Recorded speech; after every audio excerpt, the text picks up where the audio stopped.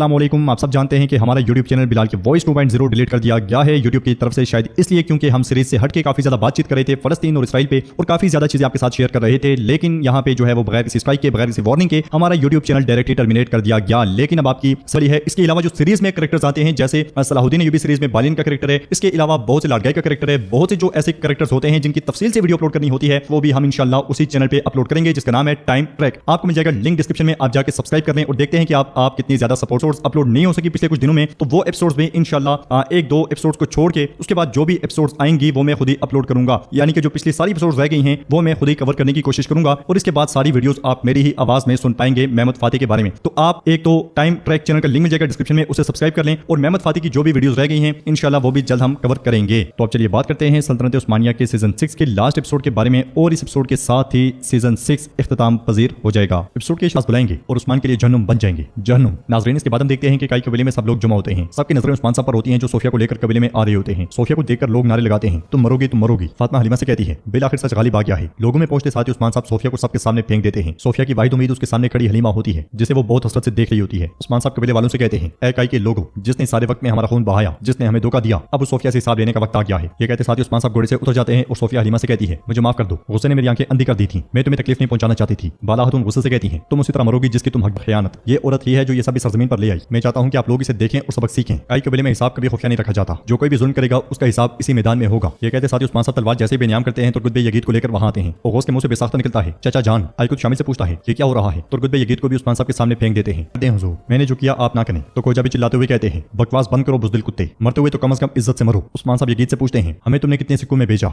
हाँ, यगीद कहता है, मैंने आपको किसी को नहीं बेचा, ग्लाडियोस ने मुझे मेरी जान की धमकी दी। ये सुनकर उस्मान साहब कहते हैं, कितने मासूम जान से गए, कितने ही तुर्कों का खून बहाया गया। नहीं, रियासत गद्दार को दी जाने वाली सजा जितनी अजीम है, अपनी रियासत और कौन से गद्दारी करने वाले पर यह बाबरकत परचम हराम है। तुम्हारी सजा सीने में पेवस्त होकर खून से लथपथ होकर निकलने वाली तलवार है। ये कहते साथ ही उस्मान साहब यगीद का टान लेते हैं, फिर तलवार फिजा में बुलंद करते हैं तो हलीमा की आंखें बंद कर लेती है, मगर सोफिया कलमे शहादत पढ़ना शुरू हो जाती है, अशहदु अल्ला इलाहा इल्लल्लाहु व अशहदु अन्ना मुहम्मदन अब्दुहु व रसूलुहु। ये सुनते साथ ही उस्मान सोफिया कहती है, मैं समझ गई हूं कि मेरे अमाल जहन्नुम में जाने वाले हैं, कोई भी इंतकाम रूम को नहीं बचा पा रहा। मैं जानती हूं कि इसके लिए मुझे बहुत देर हो गई है, लेकिन मैंने सही रास्ता पा लिया है। फातिमा कहती है, बाबा ये नागिन फिर से साजिश कर रही है। उस्मान साहब सोफिया से कहते हैं, मेरी तरफ देखो। तो सोफिया उनसे कहती है, फैसला आपका है उस्मान साहब। कुछ देर सोचने के बाद उस्मान साहब कहते हैं, जिंदान वाले खेमे में ले जाओ इसे। ये सुनते साथ ही खवातीन उसे लेकर चली जाती हैं और गुस्से में उस्मान साहब सरदारी खेमे की जानिब बढ़ जाते हैं। आगे बढ़ते हुए गोंजा सोफिया से कहती है, तुमने फिर से झूठ कर लिया सोफिया। तो सोफिया कहती है, आप कोई झूठ नहीं है गोंजा। हलीमा उनके पास पहुंचती है और सोफिया को गिरबान से दबोचते हुए कहती है, मैं तुम पर यकीन नहीं कर रही हूँ सोफिया, तुम फिर से खेल खेल रही हो। तो सोफिया कहती है, शायद तुम्ही ने मुझे बदल दिया है। साथ ही खवातीन उसे लेकर आगे बढ़ जाती हैं। शामिल कहता है, तो इन आंखों ने शैतान को भी मुसलमान होते हुए देख लिया। तुरान कहता है, डर या खौफ की वजह से इसका झूठ ना हो। तो आइकुत कहता है, मैं इस सोफिया नागिन से सब कुछ की तवक्को कर सकता हूँ। जेरकुतै कहता है, उस्मान साहब खौफ के बाइस अकीदा छुपाना है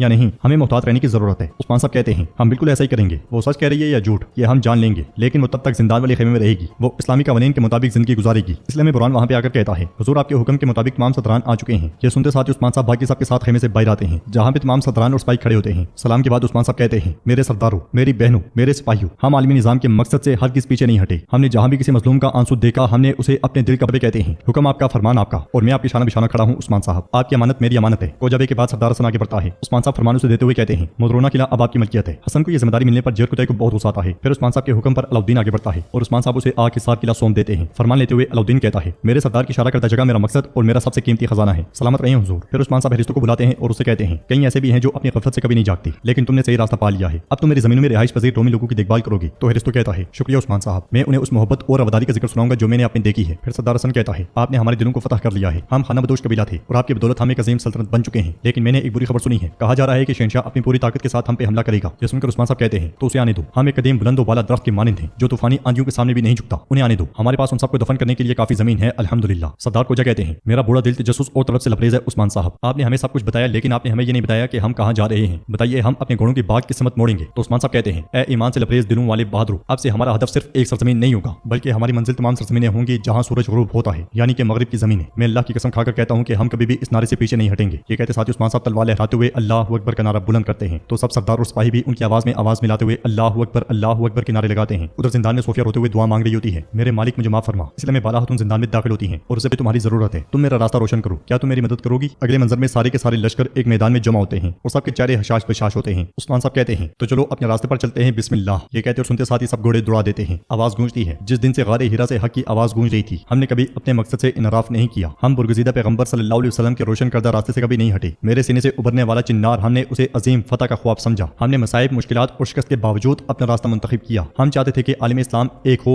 जिंदा दिल और ताकतवर हो। ऐसा वक्त जब उम्मीदें फूट रही हैं, मेरा वादा है कि हम मजीद जमीनों और समुद्रों तक खुदाई बिशारत लेकर जाएंगे। जहाँ कहीं भी कोई मजलूम फरियाद करेगा, हम वहाँ बिजली की तरह चमकेंगे और पूरी दुनिया में उसका ऐलान करेंगे। हमेशा के लिए इंसाफ, हमेशा के लिए आजादी। पूरे का पूरा लश्कर अपनी मंजिल की जानिब रवां दवा होता है और इसके साथ ही एपिसोड भी इख्तिताम पजीर होती है। सबसे बड़ा सवाल यह है कि क्या सीजन 7 में ये लश्कर शुरू में दिखाया जाएगा, हमें नजर आएगा, या हमेशा की तरह सीजन के इख्तिताम पे दिखाया जाने वाला लश्कर नए सीजन की शुरुआत में गायब कर दिया जाएगा। तो सल्तनत उस्मानिया के सीजन 6 के इख्तिताम पे मैं आप सबका शुक्रिया अदा करना चाहता हूँ। जिस तरह से आपने हमें सपोर्ट किया, जिस तरह से आप पूरे सीजन में हमारे साथ रहे, कमेंट्स किया, लाइक किया, शेयर किया, जितना भी आपका शुक्रिया अदा करूँ वो कम है। और उम्मीद करता हूँ कि इंशाल्लाह 3 मंथ बाद हम वापस मिलेंगे सल्तनत उस्मानिया के सीजन 7 में। लेकिन उससे पहले भी हम मिल सकते हैं अगर आप हमारे यूट्यूब चैनल टाइम ट्रैक को सब्सक्राइब कर लेते हैं, जिसका लिंक आपको मिल जाएगा डिस्क्रिप्शन में। अब देखते हैं कि आप उस चैनल पे कितने सपोर्ट दिखाते हैं। लिंक मिल जाएगा डिस्क्रिप्शन में, प्लीज जाके सब्सक्राइब करें और कौन कौन से टॉपिक्स पे आप